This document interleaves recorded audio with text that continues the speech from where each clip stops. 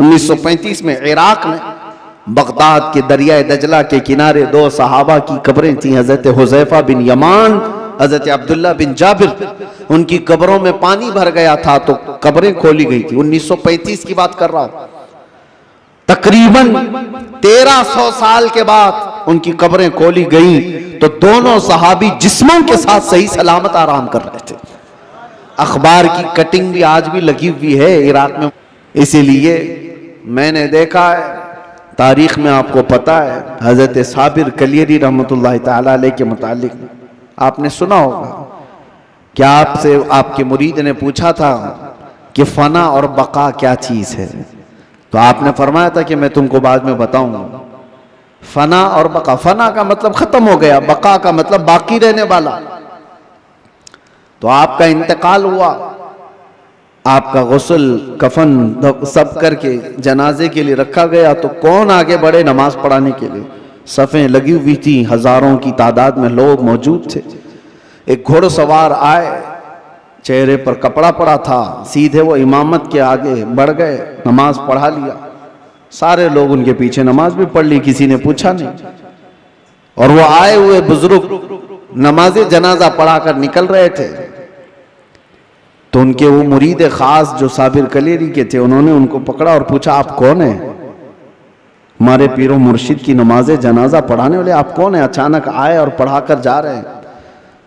कपड़ा उन्होंने चेहरे से हटाया तो वो साबिर कलियरी ही थे, साबिर अलाउद्दीन कलियरी। हो सकता है आज के मॉडर्न जमाने में लोग इसको कहानी से ताबीर दें।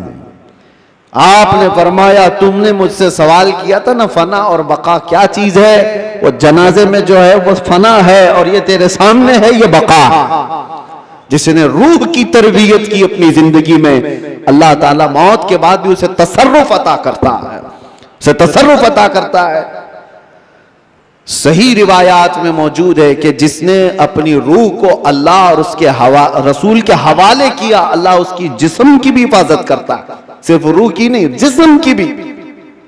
शुहदाए उहद के बारे में देखें, शुहदाए बद्र के बारे में, कि उनके जिस्म भी नहीं सड़े गले, कब्रों में बरसों तक इसी तरह से रहे।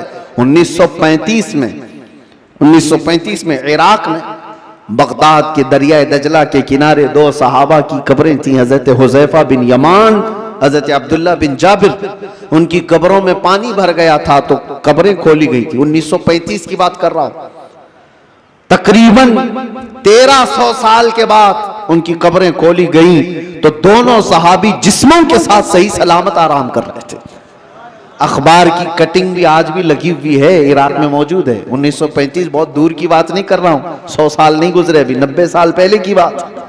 उनके जनाजे वहां से उठाए गए और बगदाद से 35 किलोमीटर दूर ले जाकर हजरत सलमान फारसी की कब्र के बगल में उन दोनों को दफन किया गया। ये तारीख मौजूद है। वो सहाबा जिनकी कब्रों में उनके जिस्म 1300 साल तक बाकी हैं। कहना यह है, जिसने अपनी रूह को अल्लाह के हवाले कर दिया, अल्लाह उसके जिस्म की भी हिफाजत करता है।